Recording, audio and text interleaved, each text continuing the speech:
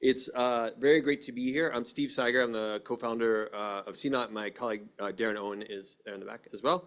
And we're really excited to be back here at the Carbon Newbie Summit, and especially because our host, Devoice, is also a CNaught customer. So thank you for that, Ulysses, who's over here. Today, so first of all, I'm up here by myself, and I'm like, should I be sitting, standing, or like laying across all of the chairs? I don't know. We're gonna experiment and see how this goes. But I'm gonna try to make this presentation sort of more fun and more interactive and a little bit less staid. There will be participation points, so look out for that. So a little bit about CNaught.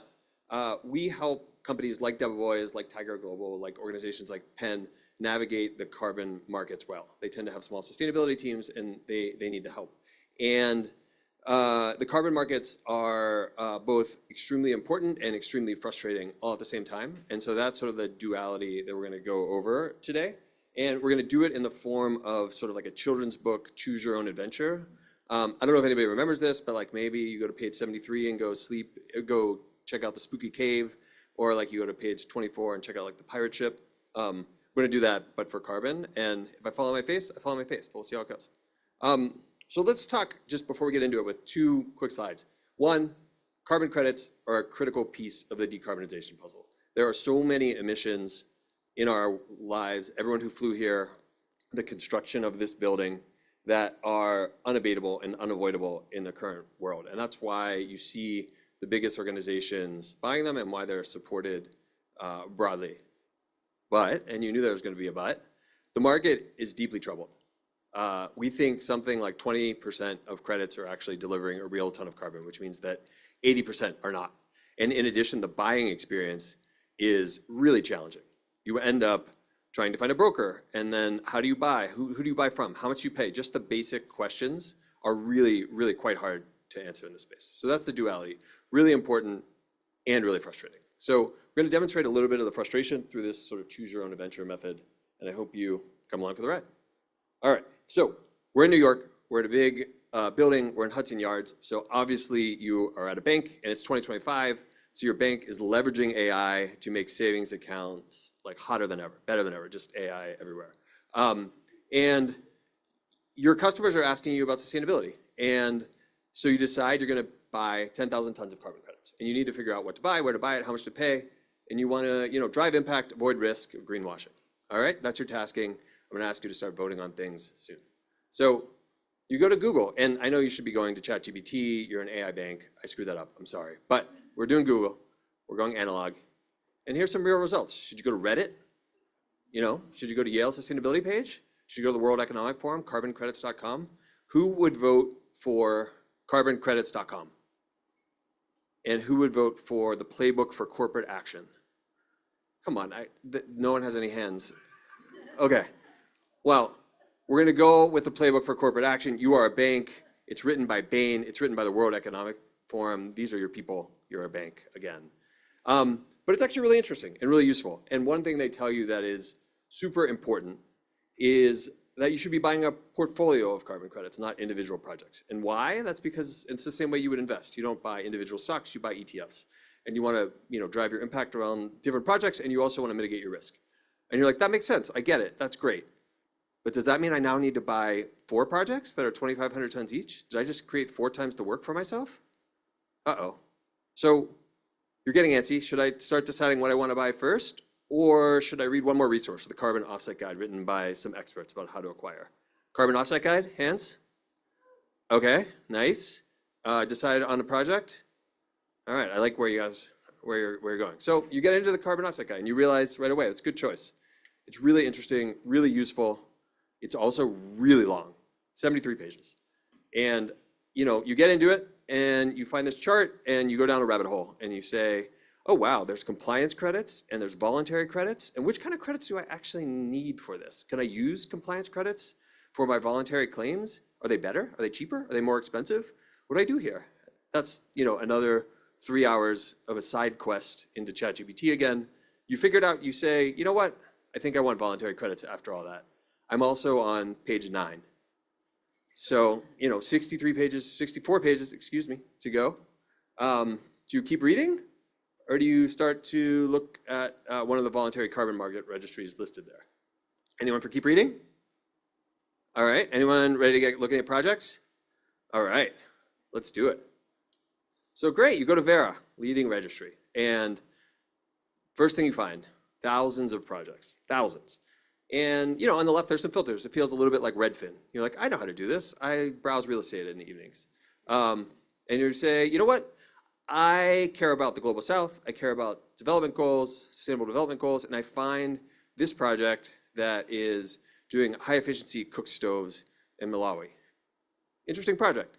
And you realize two things really quickly. One is Vera starts to tell you information about the project, but you can't actually buy it, Vera. Vera doesn't let you buy or sell. And then two, you know that this market's a little bit broken, so you're sort of like, should I do some deeper diligence on this project? So do you want to go talk to a broker about how to buy it, or do you want to do some more diligence? Diligence? Broker. Diligence, okay. Sorry, I can't tee you up for a question and then not give you an opportunity to weigh in, that's my fault. All right, you're right, yeah, I think you should do diligence, that's right. So you click into Vera, and this is what you're presented with. It is 15 PDFs with no naming conventions, none of which are searchable. Does anyone know what VCS 2342 issuance-representation-single-representor-v4.1 parentheses 1.pdf is? Me neither, right? Like, what is this? So what do you do now? Do you dig into the diligence? Or do you, you want to phone a friend, right? Like, can I phone a friend? Who should I phone? There's these ChatGPT? Yeah, maybe. Maybe back to the AI. That's your AI bank.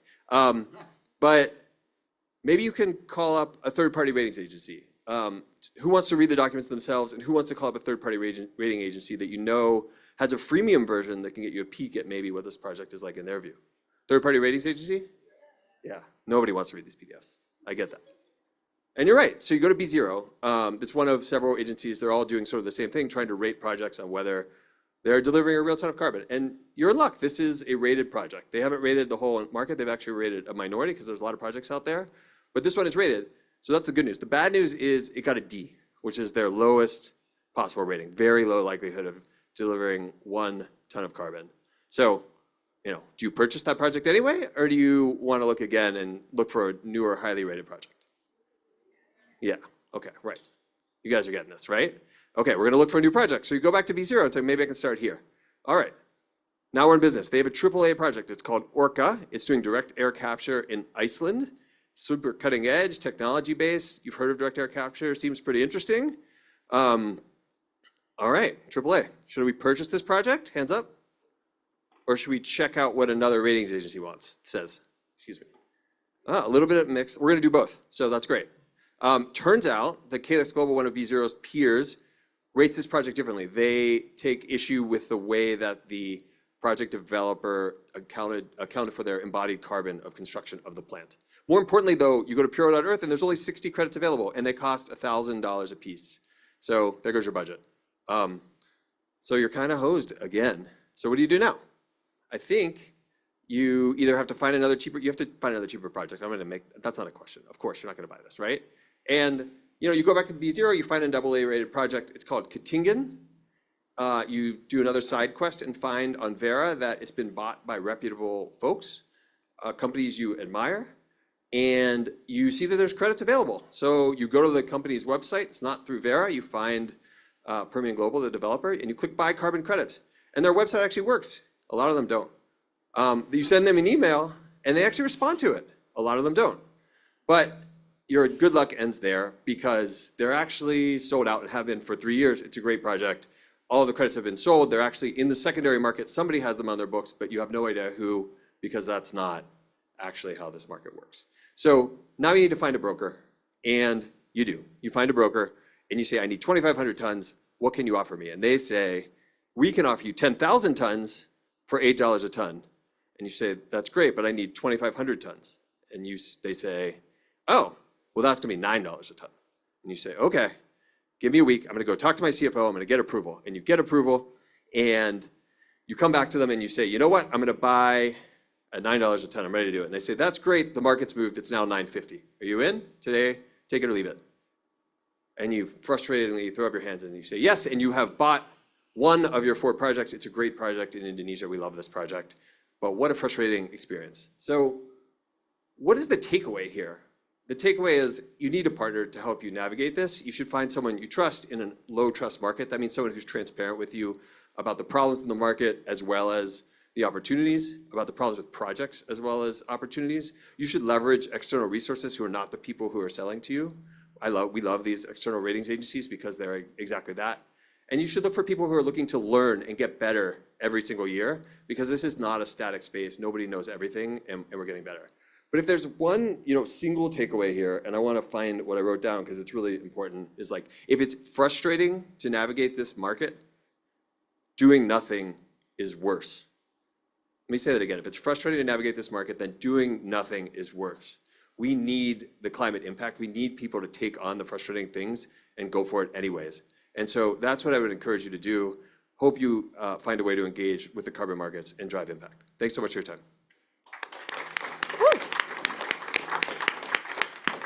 Thank you very much, Steve. See, I told you that was going to be fun. Who thought you could gamify carbon markets in a presentation? Yeah, so up next, though, we've got Show Me the Money and the Emissions. Climate risk and disclosure in the US. So Michelle will be moderating again, also joined by Ulysses Smith from Debevoise and Plimpton, and Audrey Labarsky from Beehive. Wonderful. You said on LinkedIn that you were going to have a genius on either side of you. So This is my chance. Genie or genius?